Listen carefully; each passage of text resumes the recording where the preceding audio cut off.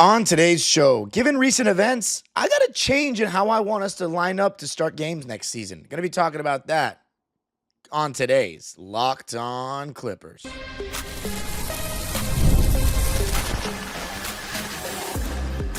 You are Locked On Clippers, your daily Los Angeles Clippers podcast, part of the Locked On Podcast Network, your team every day. Yes, sir. You are locking in with the Clips. My name is Darian Vaziri, also known as Dime Dropper, and this episode is brought to you by Odoo. Get Odoo right now for free at odoo.com/lockedon. Today, ladies and gentlemen, Clipper Nation, I've got to tell you some stuff about, one, the Summer League schedule coming out, but two, my updated rotation, projected rotation, given that, the roster we have right now, and the thought I had after we drafted Keaton Wagler the other day.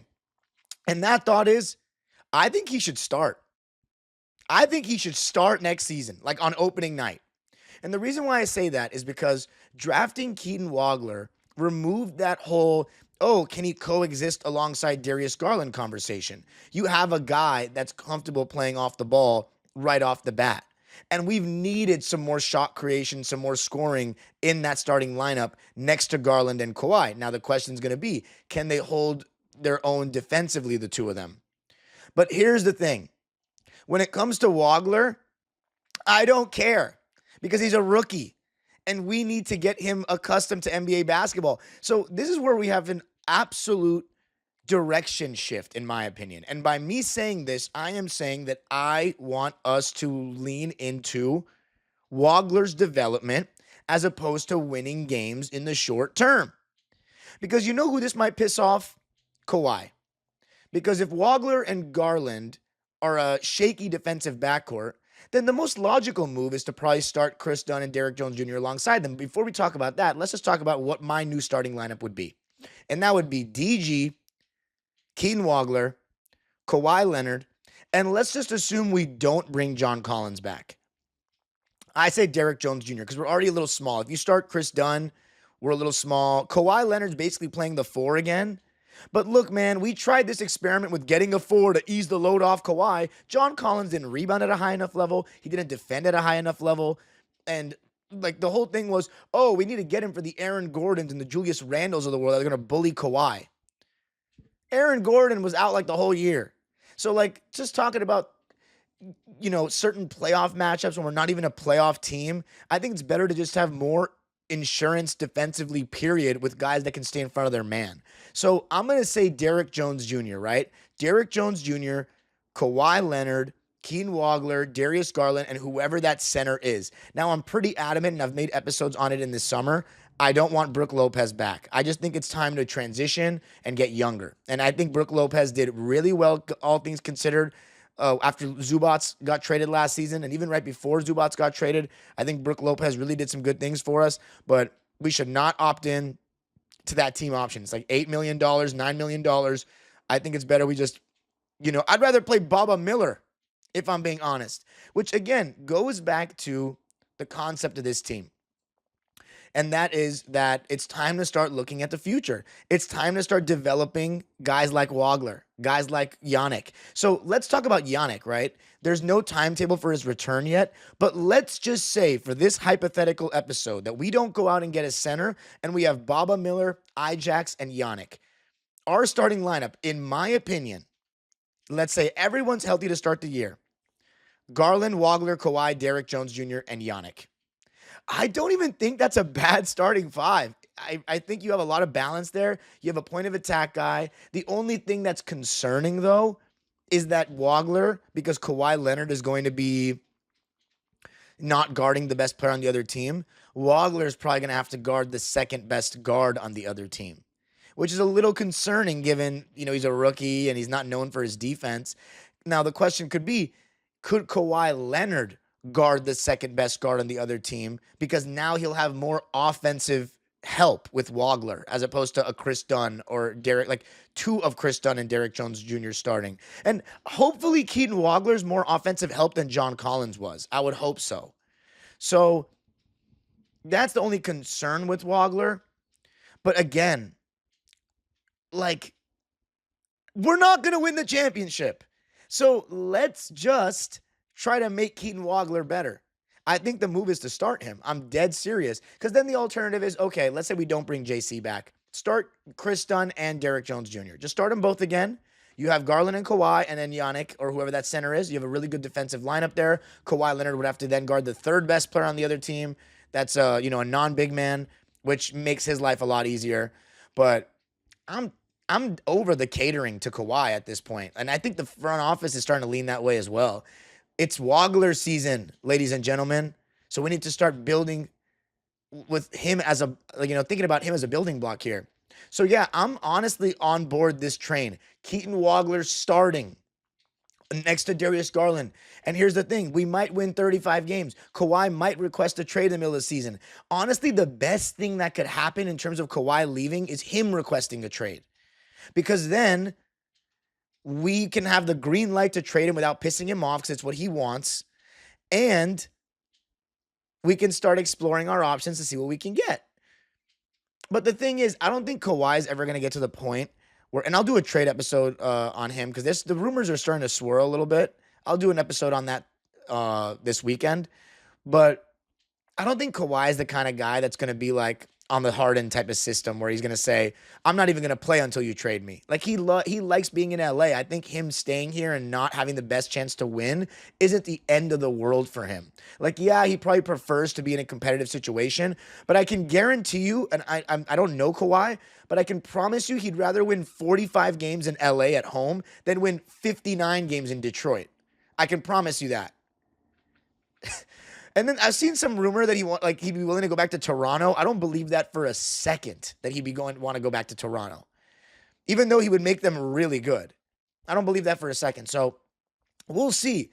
Kawhi Leonard and the Clippers are going to have some interesting conversations throughout the season, I think. But here's another thing. Just because I'm saying we should develop Keaton Wagler doesn't mean that we're going to necessarily be bad. We still could be, for all we know, we could be even better with Keaton Wagler. I mean, last year we started Bradley Beal on a minutes restriction to start the season. So I would think starting a fresh 19-year-old that is not going to be on a minutes restriction will be better than that. And a full training camp with Garland, who according to Lawrence Frank is having a killer offseason. I think Wagler should start.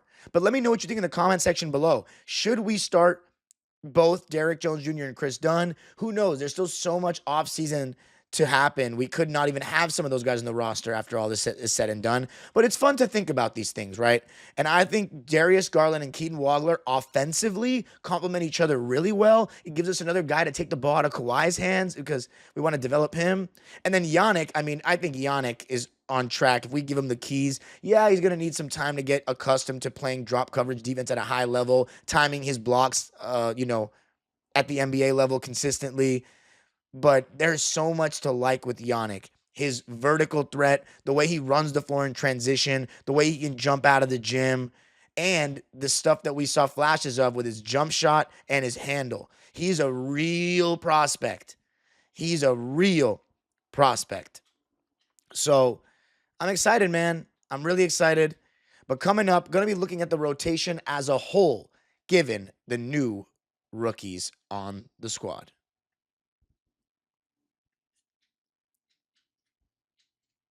I got to tell you a little something about Game Time. There are more live events than ever worth seeing right now. Games, concerts, comedy shows, festivals. The hard part usually isn't deciding what you want to attend. It's actually securing the tickets. Between long wait times, confusing checkout processes, and surprise fees, buying tickets can sometimes feel harder than it should. And that's why so many fans are turning to Game Time. The app is built to make buying tickets simple with upfront pricing, seat views before you buy so you can see where you are, and exclusive savings opportunities that help you get to the events you want without the usual hassle. And the last event I attended, World Cup game, it was definitely better than being on TV. There's just something different about being at sports live, the crowd.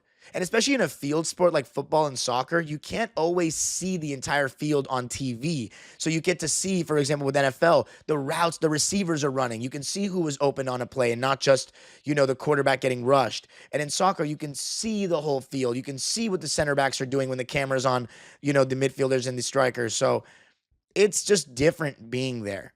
Take the guesswork out of buying tickets to every type of event with Game Time. Download the Game Time app, create an account, and use code LOCKEDON for $20 off your first purchase. Terms apply. Again, create an account and redeem code LOCKEDON for $20 off. Download the Game Time app today.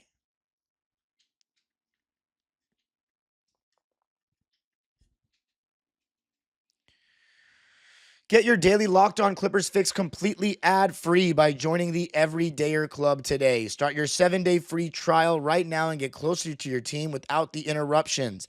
As you can see, people are already starting to chime in on the members-only Discord chat when we drafted right here, right there with me. And if you want to be a part of the conversation, become an everyday listener.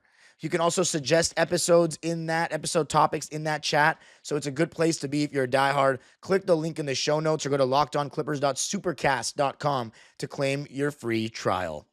All right, Clipper Nation, talking about why I think Keaton Wagler should start next season with Darius Garland. And I'm not even talking about waiting a couple games in or waiting a couple months in. Start him right away, man. Let's forget about this win now stuff. Like, we're trying to develop, and with Garland and Kawhi and Derrick Jones Jr. or Chris Dunn in your starting lineup, you're still gonna be good. In my opinion, you're still gonna be good. And one of the biggest things is we went into another summer with Kawhi Leonard healthy, and that matters, right? He's not coming off of surgery. So let's look at the updated rotation based on who the Clippers have on the roster right now. And so we got Kawhi Leonard, first and foremost. Starting lineup guy, duh. Darius Garland, starting lineup guy, duh. The center spot is the tricky one, right? We don't know who that's going to be, but for the sake of this exercise, I'm going to say Yannick. Why not? I'm going to say Yannick. All right. Now, that's 3 players. Derrick Jones Jr., I've already said, should start. He's under contract next season. And then Keaton Wagler. I got him starting. So that's my starting lineup. Coming off the bench, Chris Dunn, no doubt about it.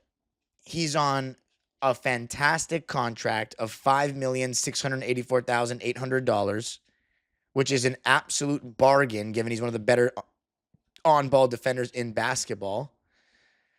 I'm going to go with Isaiah Jackson coming off the bench as our backup 5. He had some great moments last season before he got hurt, doing Wilt Chamberlain type numbers in terms of field goal percentage and efficiency because it was all around the basket, but he was finishing through contact, finishing in traffic well, and playing with a lot of energy. And then I'm going to go with Jordan Miller, who we have a team option on, and we definitely should opt into that. It's like $2.5 million. That's an absolute bargain. Same with Kobe Sanders, a little over $2 million. Both of those guys should be opted into. So that's Kobe Sanders, Jordan Miller, Chris Dunn, and Jackson. That's 4 guys. And then Ben Mathurin. I think he's the last domino there. We need to re-sign him. He's got the restricted free agent thing. And yeah, so my overall take is I don't think John Collins, he's going to be too much money in my opinion. I'd rather go out there and try to spend that on a center, right? That would make Isaiah Jackson our 3rd string. The unfortunate thing is Baba Miller, Nick Martinelli, these guys that we picked in the 2nd round, they're not going to be in the rotation unless somebody gets injured. And then I've done an episode on this a couple days ago, I should say. Bradley Beal. Absolutely no way he should be involved, especially after we picked Keaton Wagler. No way. And Bogdanovich as well. He's taking up $16 million of the cap on a team option.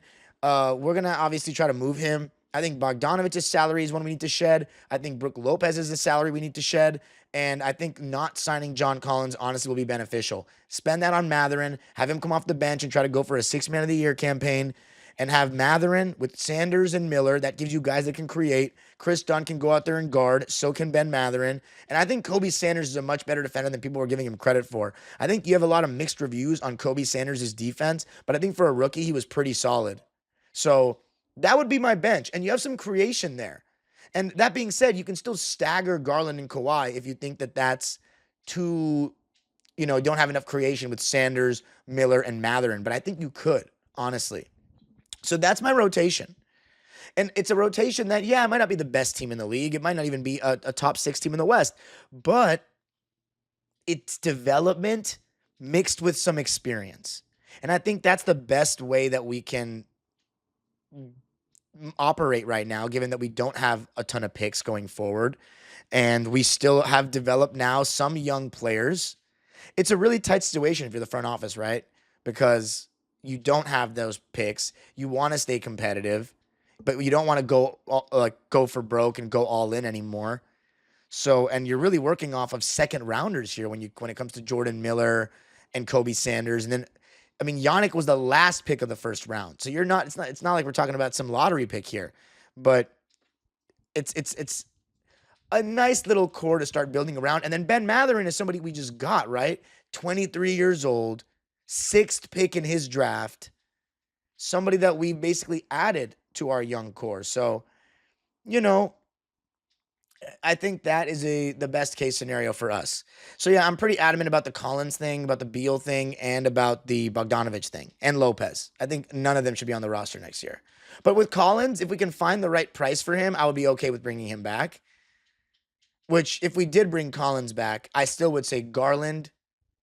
Ooh, see, that would make things tough. Then you probably can't start Wagler because you need a point of attack defender to be competitive. You need a Derrick Jones or a Chris Dunn starting.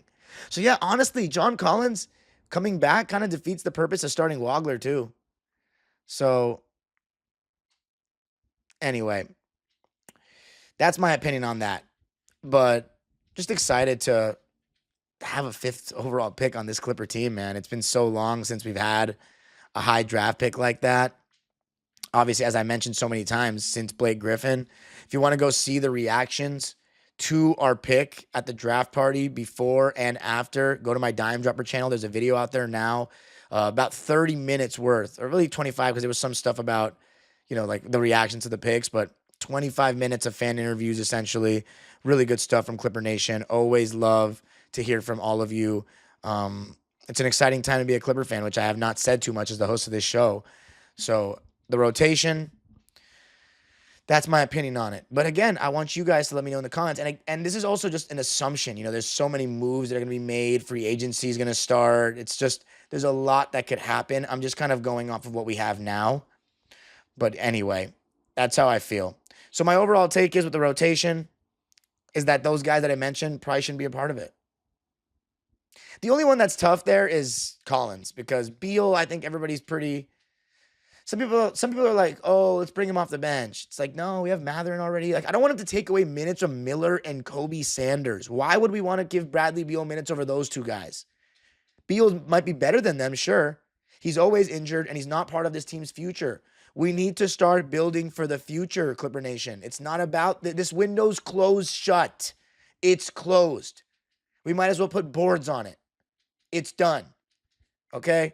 I'm sorry to break it to any of the Kawhi fans. I see some people in my comment section talking about, we need a center. We should have drafted a center to help Kawhi. Dude, are you living under a rock? Are you not seeing what's happened? You're talking about drafting a center to help Kawhi? This is the LA Clippers, not the LA Kawhis. Please. Please. Hey, let me just say this, man. There's rumors out there. I got your suitcases ready. Like, I'm having them packed, ready to go. Just let me know if you want to fly first class to Kawhi's next destination or business class. I will, or better yet, I can save money, send you all in economy. Okay, that may be harsh.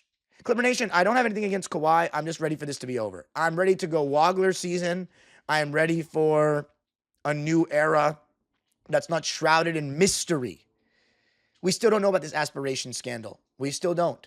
And it's definitely holding us back in trade talks, for sure, because every team is probably pretty nervous about what can happen. Are they going to penalize Ballmer? Are they going to penalize Kawhi? We don't know. But the only reason I made that comment about packing your suitcases is because I feel as though those people that are making comments about us drafting a center are only looking at how it can help Kawhi and not about how the Clippers can be helped. And again, No one player is bigger than this organization. All you Kawhi stands that say the Clippers are going to go to irrelevance when he leaves, you know who else said that? Chris Paul stands. And were they wrong? Yes, they were. You know who else said that? Harden stands. Were they wrong? Yes, they were. And you're going to be wrong too, because Big Bucks Ballmer is not Donald Sterling. He's going to make sure we're relevant. Son, coming up, the Summer League schedule is out. Let's talk about it.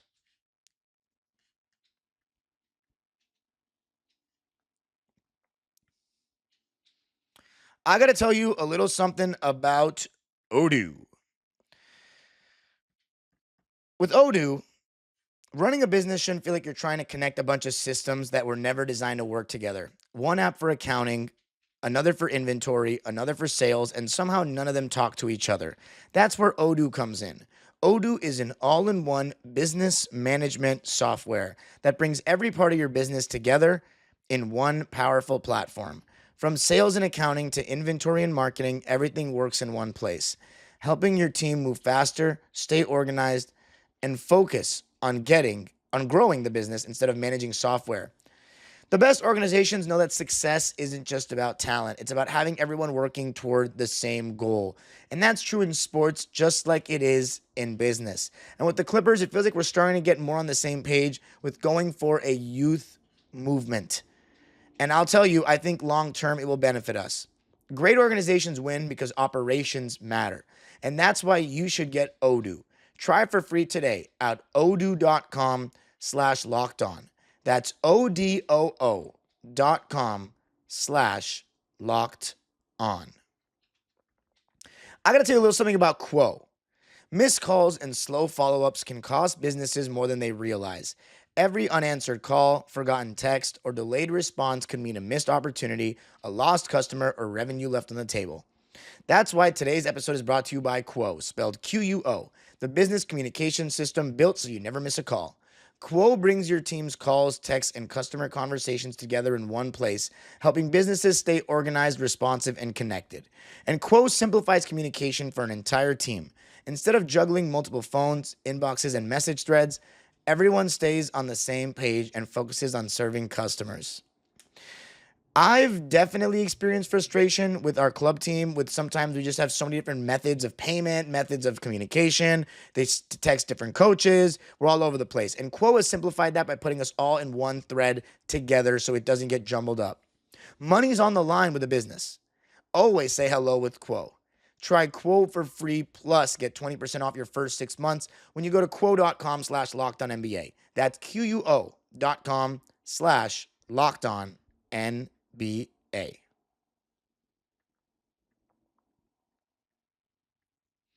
All right, Clipper Nation, talking about starting Keaton Wagler, what our new rotation should be. And guess where you're going to get to see some Keaton Wagler? Vegas, baby! Now, I don't know which weekend I'll be there because the World Cup has got a lot of my priorities right now. If you haven't checked out my Dime Dropper channel, I've been posting vlogs. I'm in Seattle right now for Iran versus Egypt, so hopefully it's either, I said it, it's either going to be history or misery, no in between. So hopefully my Iranian national team makes history here. But bring back the Sonics, Clipper Nation. Not moving the Clippers to Seattle like those dumb Laker fans like to say. But anyway, so with the Summer League schedule, it is out. I hope to see a lot of you there, whichever weekend I do end up going, because Keaton Wagler is going to be playing. Baba Miller is going to be playing. We'll see about Kobe Sanders. I think we'll have a pretty good Summer League team this time around. And so this is what we've got. We've got Clippers and Kings on Thursday, July 9th at 8 o'clock. We have got, that's our first game. Oh, that could be a big one. Wagler versus Acuff. That's going to be must-see TV. So you should try to get to the whatever that is. I mean, Thomas and Mack or the Pavilion, Cox Pavilion. It's one of the two. And then we've got, let's see what we got next. My goodness, that is going to be a doozy for the first game to open up our Summer League campaign. And then we've got us against the Jazz on Sunday the 12th. That is going to be Darren Peterson, if he's not still load managing. Darren Peterson versus Wagler. That's going to be electric. Then Clippers-Lakers on July 14th. That's my dad's birthday, so I doubt I'll be there. And then Clippers Wizards. That'll be Keaton the next day, July 15th. That'll be Keaton Wagler versus AJ DeBonsta. So we should see, a lot of star-studded matchups there in Vegas. So definitely, if there's any year, if you're a Clipper fan, you want to come out to Vegas and see our guys, this is it. Hopefully, Keaton Wagler impresses, has me ranting and raving. But here's the thing, Clipper Nation. I want to say this to everyone. We need to be patient with Wagler, especially given that he's not going to be handed the keys to the car like Darius will. He's on a team that has a superstar second-team All-NBA player and an All-Star in their prime on it with Kawhi and Garland. We need to be patient and let him work through his mistakes. He might not hit the ground running. We need to support him. We need to realize that he's 19 years old, 190 pounds soaking wet, fresh off a great year at Illinois, and we got to be patient with this guy. He comes from a basketball family. He was talking about it. His siblings, his parents both all hooped. So he comes from a family that knows ball, that knows what it takes to be successful in this game. So please, we got to be patient with this guy. He didn't hit the ground running at Illinois all of a sudden. It took time. So it might not be any different in the NBA. There's going to be a learning curve, and that involves Summer League. Because I already know how everybody is. Everybody wants instant results. They're going to start slandering him if he plays badly, talking about how much of a bust he is. We need to be very patient with this kid. Very patient. And as Clipper fans, we haven't had a player like this in a long time. We haven't had a top 5 pick. Shai Gilgeous-Alexander, even when we had him, he was with a lot of established guys. And Glenn Rivers didn't even give him that big of a role. He started him later, but he played Avery Bradley over him at times, and he played Lou Williams over him and stuff like that. So Patrick Beverley, there were a lot of guys that Shea was playing under, and Glenn used to take him out off of every first mistake he made, which was completely unfair, but whatever. I guess he was trying to teach him a lesson. I don't know. Good riddance, Glenn. But yes, Keaton Wagler, I think he should start. Let me know in the comment section what you think. You can follow me on Twitter. I'm technically hacked right now, but I'm trying to get it back. I think I will. I've done it before. They're lagging on the Twitter support emails, which is so annoying, but even if it takes months, I'm not quitting. I know I'm going to get this back. So Twitter and Instagram at Dime Dropper Pod. Subscribe to my own YouTube channel, Dime Dropper, where a video reacting to Keaton Wagler with the fans is out, and more World Cup stuff is going to be out. And of course, Locked On Clippers, free and available wherever you get your podcasts, including YouTube. Make sure you get us up to 9,000 subscribers before Summer League. You can listen wherever you get your podcasts.